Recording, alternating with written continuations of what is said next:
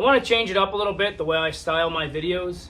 Obviously, I know I have the Camaro going on. I got the S10 going on. I'm going to separate the videos to like builds. So it's going to be like Camaro build part 1, S10 build part 1. You kind of go from there just to like separate everything. So in case like if someone's looking for a specific thing, they want to learn how to LS swap a second gen F-body Camaro, well, there you go. If someone's looking specifically at S10 stuff, there's a video for that, and it's in a separate category.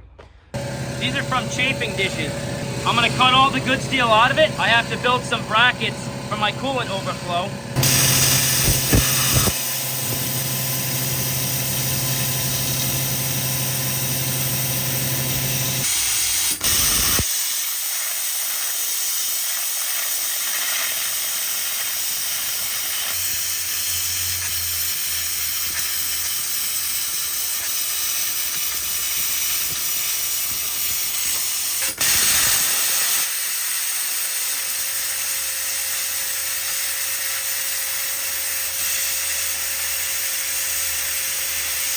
This is just a generic coolant overflow. It's an eBay special. It is aluminum, but it has some weird coating on it, so obviously that's gonna have to come off.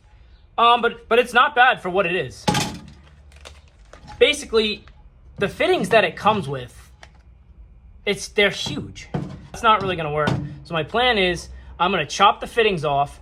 I'm going to weld them up, so those act as just plugs.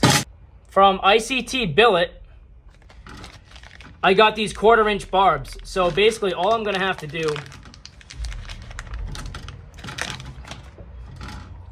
the barb is recessed a little bit.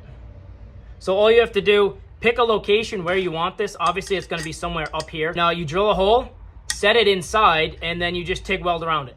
I did cut a bunch of this scrap steel. This is all nice high quality stainless steel. This was actually from a chafing dish. So if I can reuse any steel, I will. You know, maybe some of you guys work at a welding fabrication shop now, and you know that you can literally see a project in any piece of steel.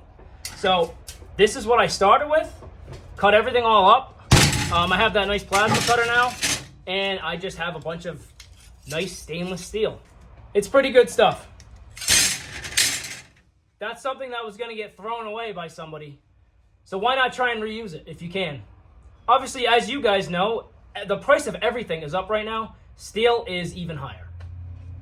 If you can save it and you can make something with it, do it. I want to have my coolant overflow right over here. There's really not a ton of places. The barb is over here. That's how I've been running it with a cap. And surprisingly, it stayed. I haven't had any issues, which is pretty scary. But over here, it's just too far away. Over here is going to be my best bet. So I have this area that's open right here. So I'm going to take those straps. My plan is to nutsert them across so they're nice and removable. We got to remove all this. Believe it or not, guys, so this kind of looks like it belongs there. This is a factory Cat Eye Silverado cold air intake. I modified it a little bit. I made that bracket down there to hold the bottom. I took nutserts, I bolted that straight to the radiator support, and it's been great. No issues whatsoever. So let's get this cold air intake off, and we'll see if this area is going to work for us.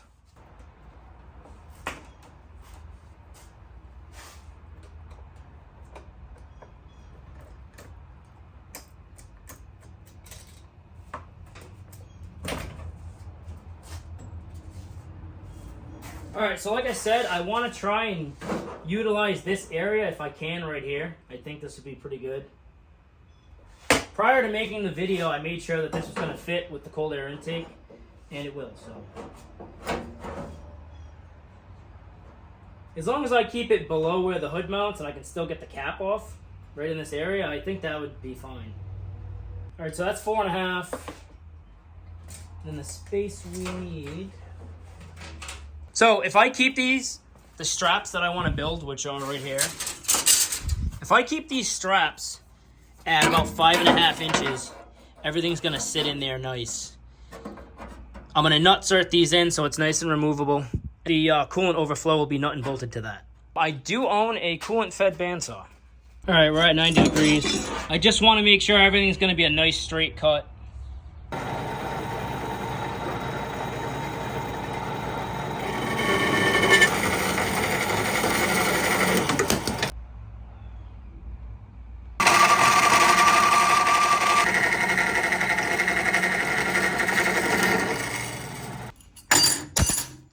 What you're left with is two beautiful pieces, perfect cuts.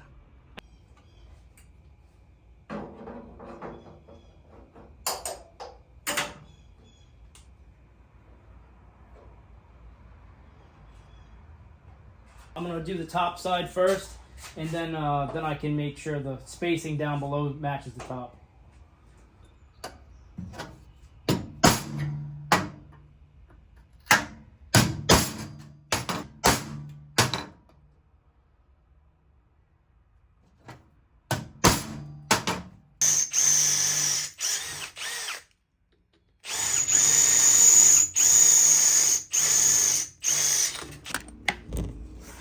Those should do. Let's get the nutserts. I use the tack life tool. So far it's been great. And then when you run out, you can just buy the nutserts separate. You can get them on Amazon, eBay, whatever. They're like anywhere from $6 to $10 a bag, depending on how many you want. Just got to make sure the tool is set up, which I want to say this is already set up for what I need. So that's what it looks like. It's been good. If this is something you're looking for, I'll leave a link in the description. We got 4 nutserts. So you open up the tool all the way. You thread your nutsert on. Should look like that. Kind of a tight spot, but it might.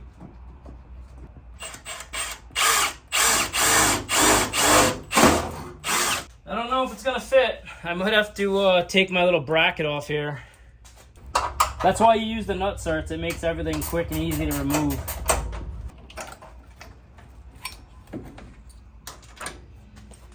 Got a good shot of getting this tool in there now. Still might be a little tight.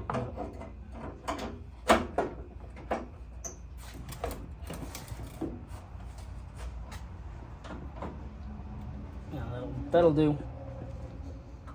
As you're pulling that, it spins the thread, so it releases it for you. Everything should work. Goes like that. Sweet, now I just gotta drill one more hole. I just want to make sure everything worked out. It's a nice, clean little install.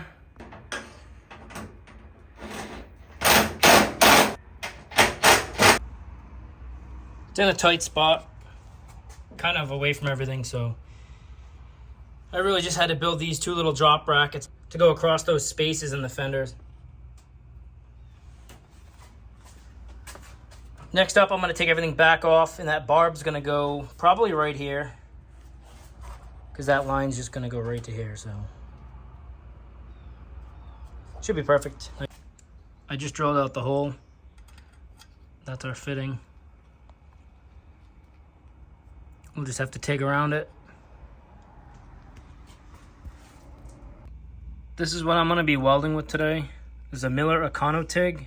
It's an AC/DC TIG welder. You can also stick weld off it if you wanted to.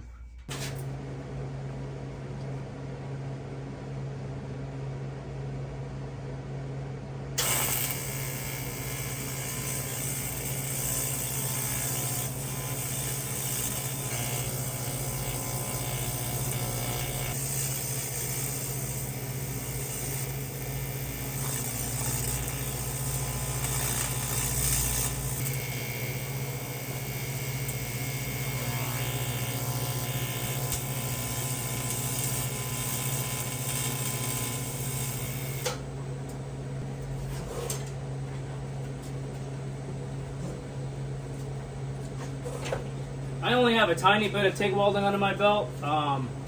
Listen, I'm no Melton Metal Anthony, all right? I've TIG welded maybe a handful of times. When I was at the welding shop, did a bunch of stainless railings and stuff like that. that's really all I have. I've done a little bit of aluminum stuff. I've repaired small aluminum pieces, but that's really it.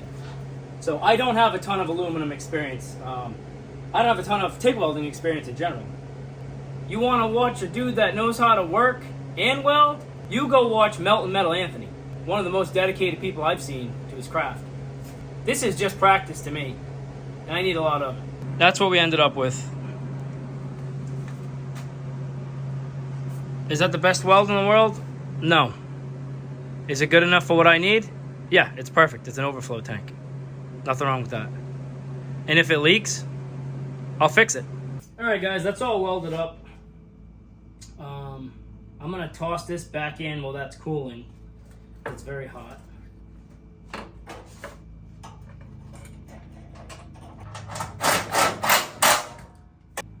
My work schedule's been all over the place.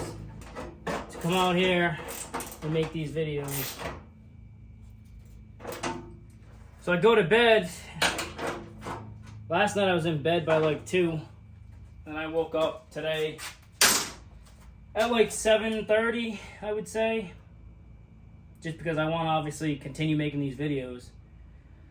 But it's a lot. It's a lot that goes into it. I will say I am pretty tired. But, you know, I just got to keep going, keep moving forward. That's why I drink a lot of coffee. Keep me awake. So I welded this barb on, and then I filled these fittings up. It's not exactly hot, but it's a little warm. Nothing crazy though. Just gonna assemble everything back together quick.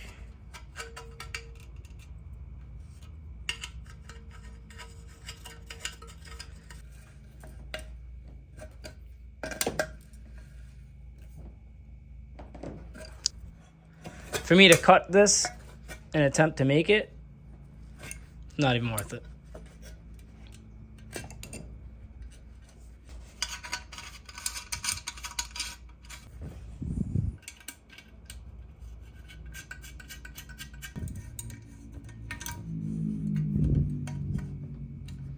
I don't like that it has so many other holes with plugs in them because it's just more room to fail. But like I said, this was very cheap. 25 bucks.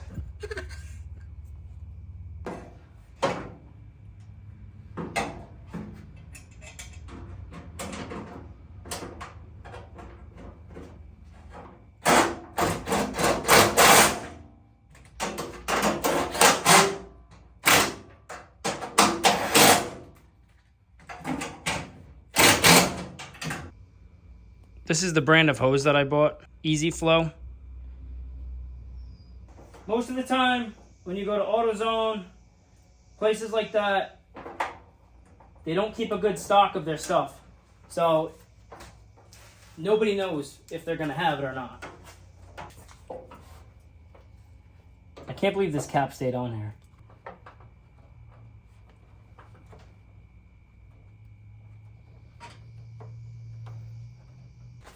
I have a set of the snap-on adapters too, so I can just reduce it down. That way I don't have to use a screwdriver.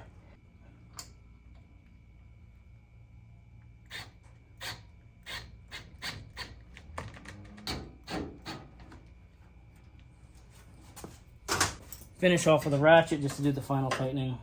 I don't want to overdo it and kill it.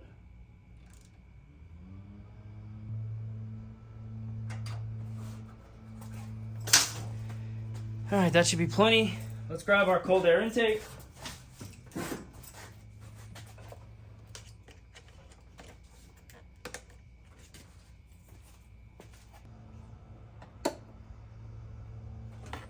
It's pretty hot, but it could be worse in here. Either way, I'm done with everything. It's time to wrap this up. I got the coolant overflow installed. She's all set and happy. I ran my hose right here. That's connected. Cold air intake's back on. Plenty of clearance that nothing's going to affect this. I just got to put some coolant in it. All right, guys, that's going to wrap this video up. So the next video is going to be installing that wire to go from the alternator all the way back to the kill switch. And also I have to install the 5-point harness. as well as install the neutral safety switch that's on my Hurst quarter stick. As usual, guys, thank you for watching and all the support.